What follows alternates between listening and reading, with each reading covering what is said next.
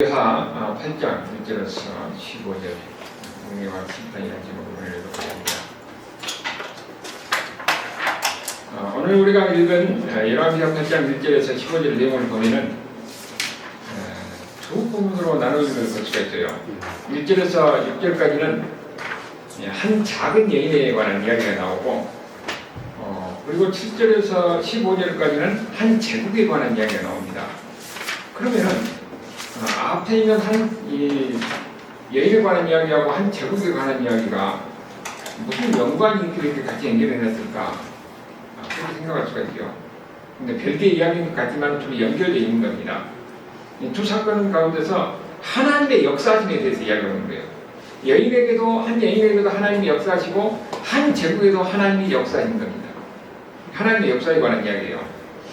여기 보면은 먼저 1절에서 6절에 한 여인에게 임한 하나님의 은혜, 하나님 은혜 베푸는 장면입니다. 먼저 보니까 엘리사가 이전에 아들을 살려준 여인에게 이르되었지요. 이전에 아들을 살려준 여인에 관한 이야기가 4장에 나와요. 4장에. 열왕기하 4장에. 내 가족과 함께 거주할 곳 얼마나 곳으로 가서 거주하라. 지금 여기 보면은 엘리사가 뭐라고 하냐면 이곳에 지금 7년 동안 기근이 있다는 거예요. 그러니까 이곳을 피해서 다른 곳으로 한마디로 말하면 이민 가라는 이야기죠. 지금 여기 보면 엘리사가 이 여인에게 은혜 베푸는 장면이에요. 근데 왜 은혜를 베푸냐? 이전에 보니까 이 여인에게 지금 열왕기하 4장 9절에 10절 거기 보면은 여인이 그의 남편에게 이르되 항상 우리를 지나가는 이 사람이 하나님의 거룩한 사람인 줄을 내가 하노라. 그러면서 우리가 그를 위하여 작은 방을 담 위에 만들고 침상과 책상과 의자와 첩지를 주사이다. 그러면서 그가 멈게 하라. 지금 이 사람들은 이 여인을 좀 뭐냐면은 엘리사가 그 북이스라엘을 이렇게 순회하면서 지나다니는데 그가 항상 그 길을 지나가는 거예요. 그러니까 저 사람이 하나님의 사람이다. 그래서 자기가 하나님의 사람을 위해서 자기 집에 방을 내놓고 거기에서 거주하게끔 만든 거죠. 그러니까 하나님의 사람 엘리사에게 항상 편의를 봐줬던 거예요. 은혜를 베푼 거죠. 그러니까 엘리사가 어떻게 합니까? 내가 저 사람한테 은혜를 받았으면은 나도 무엇인가 은혜를 주고 싶은 마음이 생기는 거죠. 그래서 게하시한테 물어봐가지고 지금 상황이 뭐냐, 어떻게 됐냐, 내가 무엇인가 도움 줄 거니까 알아봐라 그랬더니 그 여인이 뭐라고 하니까 나는 아무 도움을 받을 것도 없다. 그러니까 굳이 보니까 게하시가 보니까 거기에 자식이 없어요. 그래서 자식을 줍니다. 근데 나중에 자식이 죽으니까 다시 자식을 살려주는 이런 역사가 있었죠. 이게 은혜를 받은 것만큼 은혜를 베푸는데 이제 얼마나 시간이 지났는지 모르지만은 이제 그때 마치 또 기근이 들으니까 다시 그 여인에게 은혜를 베푸려고 하지 않은 엘리사의 마음을 여기서 볼 수가 있는 겁니다. 여기 7년 동안 기근이 있으니까 다른 데로 가서 7년 동안 있다가 거기다 오라. 그렇게 얘기하는 거죠.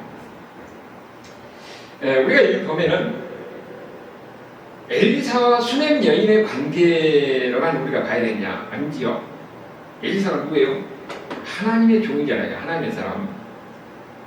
그러니까 지금 여기서는 이 여인은 하나님의 사람 엘리사를 섬기는데 그 사람을 보는 것이 아니라 그 뒤에 있는 하나님을 보는 거예요. 그러니까 엘리사와 수냄 여인의 관계는 수냄 여인과 하나님의 관계예요.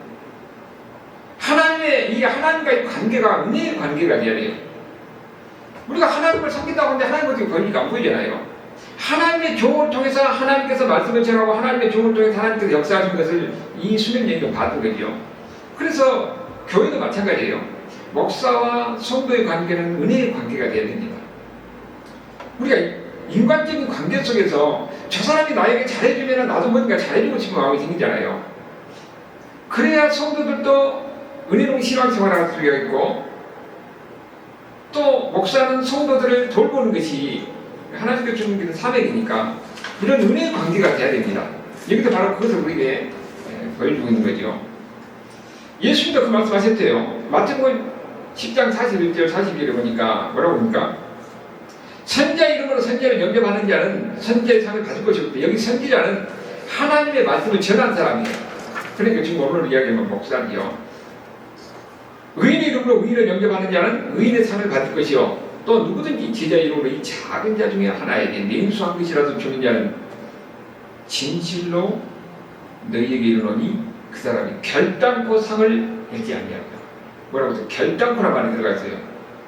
아주 작은 자에게서 그나마 마음이 든 거죠. 뭐 크게 죽은 애 적게 죽은 게 아니라 사랑하는 마음으로 주님의 이름으로 섬기는 마음으로 베푸는 것은 하나님을 믿지 않는다. 그 이야기를 하고 있어요. 그리고 히브리서 6장 10절의 말씀도 바로 그 말입니다. 하나님을 불의하지 아니하사 너희 행위와 그 이름을 위하여 나타내는 사랑으로서 이미 성도를 섬긴 것과 이제도 섬기고 있는 것을 잊어버리지 아니하시리라. 여러분 이 말씀을 우리가 잘 기억해야 됩니다. 하나님은 우리가 베풀고 사랑하고 섬기고 나누고 하는 것을 하나님은 잊지 않고 기억하고 계신다는 거예요. 그리고 예수님께서 뭐라고 그랬습니까? 결단코 상을 잊지 않자라고 그랬잖아요. 우리가 예수 믿는다는 것은 그냥 마음으로 믿는다는 게 아닙니다. 예수 믿는다는 것은 우리의 삶을 통해서 나타나야 돼요. 사랑하고 섬기는 것이 예수님이 우리에게서 사랑하고 섬기는 것 같이 우리들도 하나님의 사랑을 나누고 섬길 줄 알아야 된다는 겁니다. 교회 안에서 이런 사랑하고 관계, 섬기는 관계가 있을 때 그게 은혜로운 관계가 되는 거지요. 우리 모든 성도들 서로 간의 관계 속에서 항상 이런 은혜로운 관계가 있어야 되는 거예요. 그러니까 여기서 지금 그렇잖아요. 지금 엘리사 같은 경우 나름대로 호의를 받았으니까 자기가 무엇인가 이 사람에게 호의를 베푸고 싶은 거예요. 그런데 여기 이제 그 사람이 7년 동안 이제 기분이 있어가지고 같이 돌아왔어요.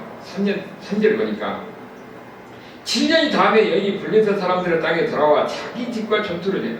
근데 자기 집에 와서 보니까 다른 사람이 다 차지하고 그걸 내려놓을 게 안 내려오는 거예요.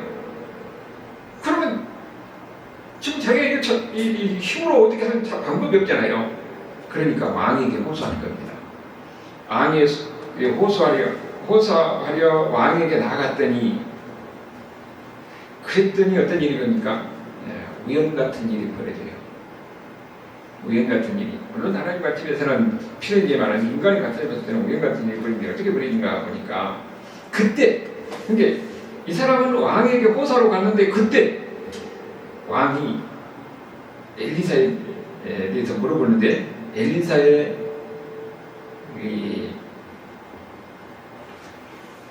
따라다니는 게하시를 부른 거예요. 우리가 여기를 가만히 보면은 게하시가 우리가 사장이 볼 때에 문득병 걸려서 그것을 역사에서 안 보이거든요. 근데 게하시가 또 나와요. 그러니까 여기 지금 항상 내가 뭐라고 그랬습니까? 여기는 역사적 순서로 기록되는 것이 아니라고 그랬어요. 어떤 구체적인 건 주제별로 이렇게 정리를 해놓은 거예요. 그러니까 2장에서 7장까지는 하나님이 은혜를 베푸시는 이런 이야기가 쭉 나옵니다. 그리고 8장 이후부터는 뭐냐면은 심판에 관한 이야기가 하나님의 심판에 관한 이야기가 그래서 주제별로 이렇게 정리해 놓은 것인데 여기 보니까 이제 여기는 게하시가 지금 이제 왕에게 설명을 하는 것이죠.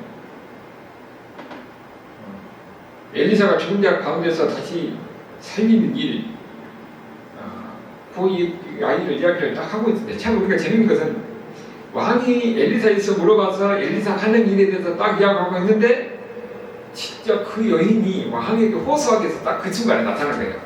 그러니까 엘리사가 깜짝 놀라고 뭐랍니까? 이래 내 주여 이는 그 여인이요 저는 그의 아들입니다. 타이밍이 기가 막히게 맞는 거죠. 엘리사가 왕에게 이야기하고 있는데 그 실물 증인이 나타난 거예요. 증거가. 그래서 그야말로 이 시청각 교육을 하고 있는 거죠. 내가 이 사람이 바로 이 아이를 낳게 해서 아이를 낳고 죽었던 아이가 다시 살아난 이 아이다. 그렇게 이야기하는 겁니다. 그러니까 그 왕이 그 여인에게 물어보잖아요. 그게 사실이냐? 사실이라고 이야기하는 거죠. 우리가 여기서 보면은 왕이 믿는 사람이냐? 하나님 믿는 사람은 아니에요. 그런데 엘리사에 관한 이야기가 온 이스라엘이 다 소문이 나 있죠. 그러니까 엘리사가 하나님의 사람이다. 그런데 하나님의 사람인데 하나님의 많은 능력을 행하는 것을 여기뿐만 아니라 아람에까지 다 소문이 났을 정도니까 그러니까 왕이 그 자체에 묻고 있는데 지금 왕은 이 하나님의 사람 엘리사를 통해서 역사하신 그 하나님이 기적을 행하고 능력을 행하는 것을 그가 인정하는 거예요. 인정하는데 믿지는 않아요. 그러니까 인정하면서 뭐라고 합니까? 현장에 지금 그 사람이 당사자를 봤으니까 그러면서 어떻게 되냐면 그 여인의 소원을 들어준 거예요. 그래서 특별히 뭐라고 했어요? 관리를 임명해가지고 이 여인의 이야기 조사해서 사실대로 해서 이게 다 돌려주라고 그렇게 얘기하는 거죠. 그러니까 관리를 임명했다는 것은 이거를 자기가 분명히 이것을 이루겠다 하는 그런 의지를 이야기하는 거죠. 우리가 여기서 보니까 지금 가만히 보면은 지금 여기 이 여인은 뭐라고 했어요?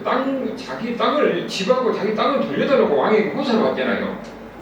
그런데 거기다가 뭐까지 합니까?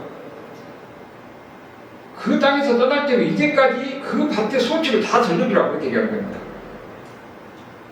자기가 원했던 것보다 더 많은 것을 얻는 이런 광경을 우리가 보게 된 거예요. 지금 왕은 비록 자기가 하나님을 믿지 않지만은 엘리사를 통해서 이런 하나님에 대한 이런 기적을 보고 그가 하나님을 인정하는 것을 우리가 볼 수가 있는 거예요. 여기를 그렇게 가만히 생각해 보면은 우리 같으면 어떻겠습니까? 이런 기적이 있고 이런 역사가 있으면은 하나님에 대한 두려움 속에서 하나님을 믿게 되잖아요. 근데 여기는 왕이 안 믿었어요. 여기만 있으니까 다른 데서 수없이 엘리사를 통해서 많은 기적을 보여줬잖아요. 그런데 그런 하나님을 안 믿는 겁니다. 그래서 거기 여기서 8절부터 뭐가 있다고요? 하나님의 심판이 임하는 건데 이스라엘 백성들에게는 마찬가지입니다. 많은 기적을 보여줬으면서 불구하고 그들의 마음이 완악해서 하나님을 떠나서 다른 신을 섬기고 하나님을 믿지 않는 거예요. 거기에 대해서 예수님께서 그 이야기를 하십니다. 마태복음 12장 41절에 보니까 뭐라고 했습니까? 심판 때 니네 사람들이 일어나 이 세대 사람을 정죄하리니 이는 그들이 요나의 전도를 받고 회개하였으니 그냥 요나보다 더 큰 이가 여기 있습니다. 요나보다 더 큰 이가 누굽니까? 예수님이에요.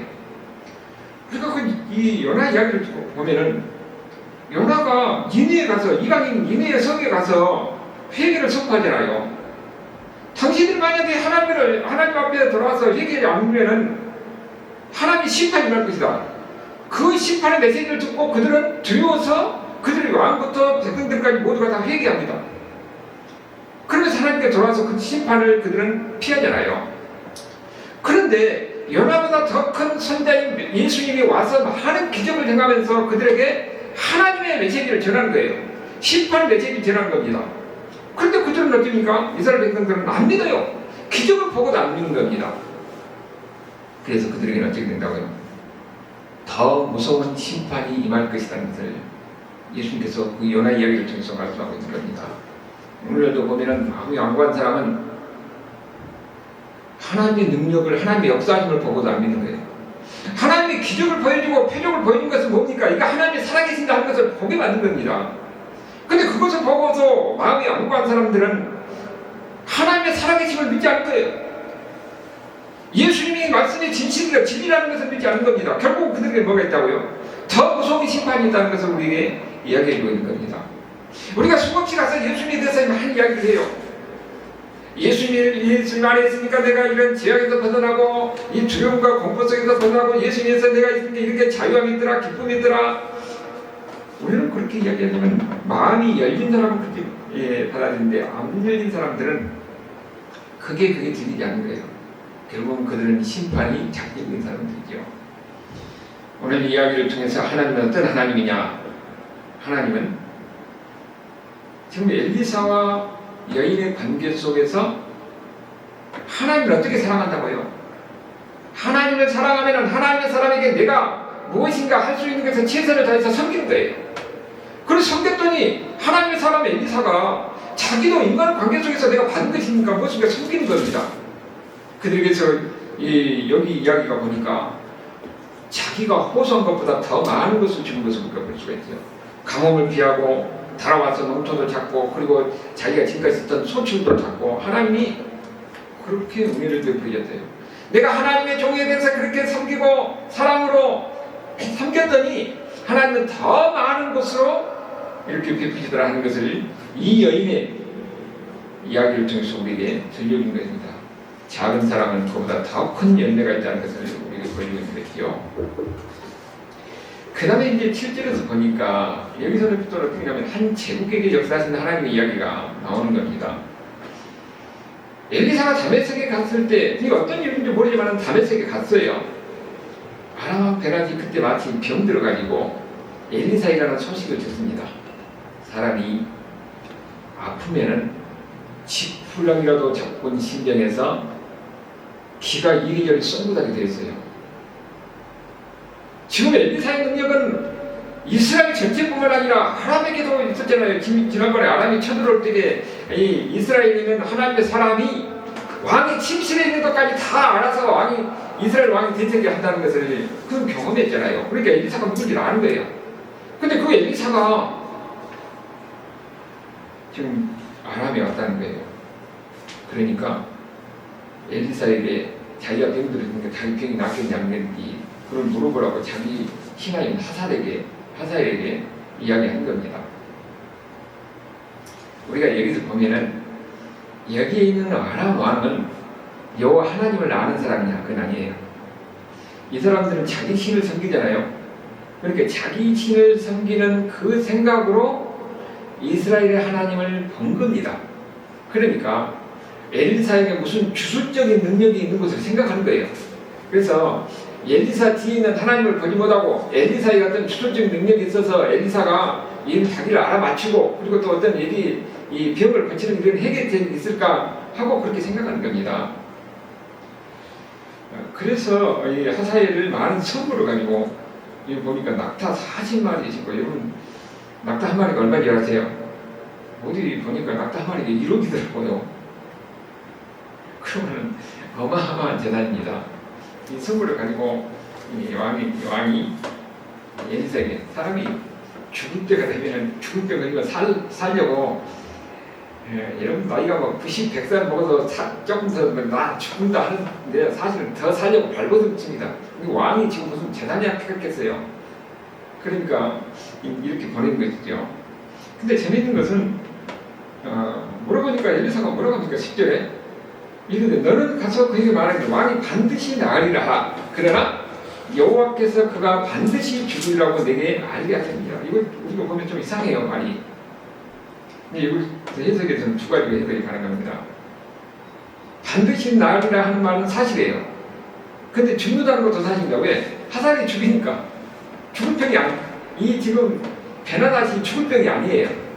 죽을 병이 아닌데 그게 누워있으니까는 이거 살 병인데 하사엘이 그를 죽여서 그래서 반드시 죽는다는 그런 이야기로 그렇게 해석이 가능하고 또 하나는 속이세요.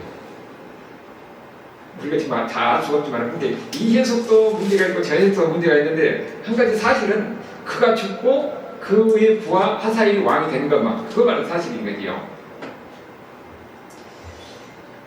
그런데 우리가 중요한 것은 이제 11절, 12절이에요.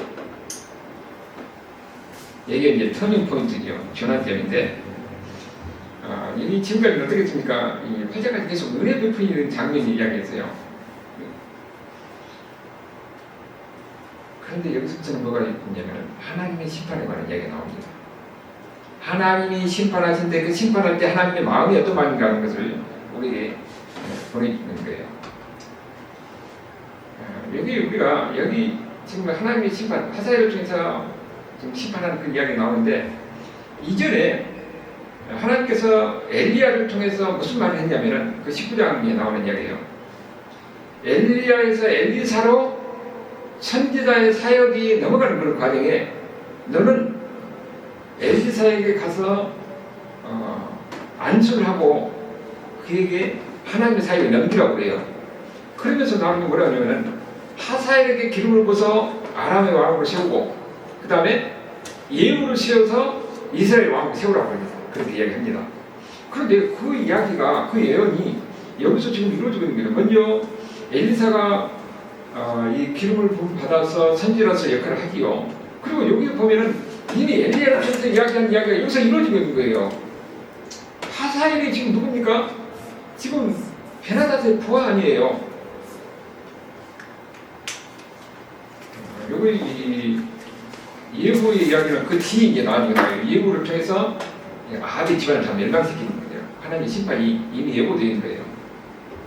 여기는 오늘은 아람 왕의 심판을 받는 그런 과정인데 11절, 12절에 보면은 지금 뭐냐면은 그 하사를 보고 지금 뭐라고 합니까? 하나님의 사람이 그가 부끄러워하기까지 얼굴을 쏘아봤다는 거예요. 그러면서 운다는 겁니다. 여러분, 이미 하나님은 뭐라고 했어요? 엘리야를 통해서 하사엘에게 기름 부어서 아람의 왕으로 세우라고 했어요. 그런데 전혀 우연같이 하사엘이 자기에게 왔는데 엘리사가 쏘아가면서 찬찬히 쏘아가면서 운 겁니다. 그러니까 하사엘이 놀래잖아요. 내 주여 어찌하여 우시나이까. 그러니까 엘리사가 뭐라고 합니까? 내가 이스라엘 자손에 행한 모든 악을 내가 아니라 내가 그들의 성을 부지를 것이고 장경들을 클러주고 어린아이를 맺히고 아이된 부녀를 갈 것이다. 그러니까 이 하사엘을 듣대로 황당하게 자기는 지금 왕의 신하로 신부로 만든 사람인데 자기에게 자기가 이런 일을 할 것이라고 그러니까 완전히 황당한 거죠. 그러니까는 내가 어떻게 그런 일을 할 수 있냐고, 무슨 일이냐고. 13절에 뭐라고 합니까? 이런 당신은 개 같은 종이 무슨 그런 일을 할 것이냐, 그렇게 이야기하고 있어요. 그러면 여기서 우리가 봐야 될 것은 지금 하나님은 하사엘을 아람의 심판으로 도구로 사용하면서 동시에 이스라엘 심판을 도구로 사용하는 거예요. 심판을 도구로 사용하는데 엘리사가 우는다는 겁니다. 왜 엘리사가 울까? 엘리사가 우는 것은 하나님이 운 거예요. 엘리사가 누구예요? 하나님을 대변한 사람이잖아요. 하나님이 울고 하나님이 슬퍼하는 장면을 우리에게 보입니다. 왜 하나님이 울고 하나님이 슬퍼합니까? 지금 이 하사엘을 세워서 이 아람을 심판하고 이스라엘을 심판하는 거예요. 이스라엘 심판하는데 이스라엘 심판하면 어떻게 됩니까? 전쟁으로 끌고 와가지고 이스라엘 숙대밭을 만들면은 그게 수많은 사람들이 죽는 거죠. 죽게 되면은 어린아이도 죽고 어른들도 죽고 심지어는 임신한 임산부까지가 칼로 찔러서 이렇게 죽이는 이런 상황 광경을 이미 엘리사는 내다보고 있는 겁니다. 그러면은 그렇게 심판받고 고통받고 있는 게 쑥대밭이 된 그 광경을 하나님은 이스라엘 죄에 대한 심판인데 하나님의 마음은 어떠냐? 그 심판받는 자기 백성들의 모습을 보고 마음이 괴로운 겁니다. 슬퍼하는 거예요. 여러분, 이 하나님의 마음을 우리가 잘 알아야 됩니다. 죄에 대해서는 하나님은 분명히 심판하십니다. 그런데 심판받는 자기 백성들의 그 고통받는 모습을 보고 하나님은 마음이 괴로워하고 슬퍼하는 거예요. 그게 바로 에스겔서 33장 11절의 말씀입니다. 뭐라고 했습니까? 너는 그들에게 말하라. 주 여호와의 말씀이니라. 나의 삶을 두고 맹세하노니 나는 악인이 죽는 것을 기뻐하지 아니하고 악인이 그 길에서 돌이켜 떠나 사는 것을 기뻐하더라. 그러면서 이스라엘아, 돌이키고 돌이키라. 너희 약한 길에서 떠나 어떻게 죽고 됩니다. 이게 하나님의 마음이에요. 하나님은 자기 백성들이 죄를 범할 때에 그 죄에 대한 하나님은 공의 하나님의 때문에 심판하십니다. 그렇지만은 그들이 심판받는 그 모통을 보고 하나님은 마음이 아파하니까 하나님의 뜻이 뭐예요? 돌아오기를, 그들이 회개하고 돌아오기를 하나님이 이 선제를 통해서 간절히 호소하고 있는 겁니다. 지금도 하나님의 마음 마찬가지입니다. 하나님을 모르고 예수님에 대해서 거부한 사람들은 그런 심판은 피할 수 없는 거예요. 그렇지만 하나님의 마음은 어떤 마음이냐? 그들이 돌이켜서 회개하고 하나님 앞에 돌아오기를 하나님은 호소하고 있는 겁니다. 그래서 우리가 전도해야 할 이유가 바로 여기가 있는 거예요. 하나님은 우리를 통해서 우리가 어떤 사람이 전도를 한다고 그랬어요? 하나님이 누구인지를 아는 사람. 하나님의 사랑이 무엇이고 하나님의 능력이 무엇이고 그리고 또 이 세상에서뿐만 아니라 천국에 대한 영원한 삶, 그의 심판이 있다는 것을 아는 사람들이 이 사랑하는 사람이 멸망의 길로 가고 지옥의 길로 가는 것은 안타까운 마음으로 그들에게 전하는 것이고 그들이 거기서 멸망하지 않고 천국 백성이 돼서 우리가 천국에서 영원한 평안과 기쁨을 누려서 살도록 하는 것이 예수 믿어서 이걸 진짜로 아는 사람들 마음이 아니겠어요? 하나님은 한 사람도 그들이 멸망하는 것을 원치 않아요. 그렇지만은 하나님을 떠나고 완악한 마음과 있을 때는 그 심판이 불가피한 겁니다. 이게 바로 11절 12절이 바로 하나님의 마음이 어떤 마음인가 하는 것을 우리에게 가르쳐 주는 거죠. 우리가 보면은 성경에 보면은 하나님의 분노가 이렇게 많이 나와요. 진노하는 거지. 이 사람이요, 사랑과 이 미움은 동전의 양면과 같은 거예요. 진짜 무서운 것은 미움이에요, 아니면은 무관심이에요. 무관심이 무서운 거예요. 이 사랑은 사랑하기 때문에 질투하는 겁니다. 김현재 기사님 맞아요, 맞아요? 아니, 남편이 딴 여자 어디 길거리 가다 보니까 그러더라고요. 이 마트에 갔는데 자기 여자가 자기 남편이 자기 남편을 뒤에 너시간 여자가 뒤랑 뒤로 쳐다보게 빵 때리더라고. 그러니까 바로 사랑하기 때문에 그렇게 한 거예요. 나 거기 없으면 파든지 말든지. 하나님의 분노는 우리를 사랑하기 때문에 하나님이 진노하시고 하나님이 심판하는 겁니다. 그게 바로, 왜냐하면 그들이 돌이키도록 하기 위해서 엘리사를 통해서 바로 오는 것도 그 하나님의 마음을 보여준 겁니다. 누가복음 19장에 보면은 그게 예수님이 예루살렘 성을 보고 우는 그런 장면이 나와요. 지금 하나님 예수님을 뭘 내다보고 있습니까? 이스라엘 백성들이 예수님을 떠나고 나중에 예수님을 십자가에서 죽이잖아요. 그러면 그들에게 하나님의 심판이 임하는 겁니다. 그런데 그 하나님의 심판이 나중에 어떻게 임할까 해서 예수님이 이미 내다보고 있어요. 그게 AD 7주년 지도장군을 통해서 이 로마가 이스라엘을 완전히 멸망시키는 그 장면이죠. 그 장면을 보고 슬퍼하면서 우는 겁니다. 그들이 돌이켜서 하나님 앞에 돌아오면 그런 무시무시한 그런 이 심판의 장면을 피할 수 있는데, 그들이 예수님을 거부하고 십자가에 죽이니까 결국은 자기 백성들이 이렇게 고통을 당하고 어려움을 당할 수밖에 없는 그 장면을 예수님이 내다보고 있는 겁니다. 그러니까 우리가 잘못을 하고 하나님을 떠나고 죄악 가운데 있으면 하나님이 그렇게 마음 아파한다는 것, 예수님이 그렇게 마음 아파한다는 것을 여러분 아셔야 될 거예요.